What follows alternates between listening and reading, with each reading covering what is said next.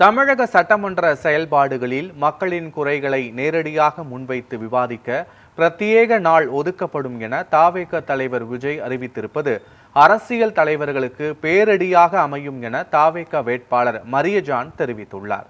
இதுகுறித்து அவர் வெளியிட்டுள்ள அறிக்கையில், ஜனநாயகத்தின் அடிப்படை நோக்கம் மக்களின் குரல் அதிகார மையங்களுக்கு செல்வதை உறுதி செய்வதாகும் என குறிப்பிட்டுள்ளார்.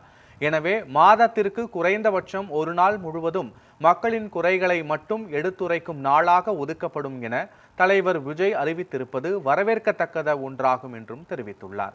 அந்த நாளில் தொகுதி மக்களிடமிருந்து நேரடியாக பெறப்படும் மனுக்கள், உள்ளாட்சி பிரச்சனைகள், குடிநீர், சாலை, கல்வி, சுகாதாரம் போன்ற அடிப்படை தேவைகள் குறித்து விரிவாக விவாதிக்க வாய்ப்பு அளிக்கப்படும் என்றும் தெரிவித்துள்ளார்.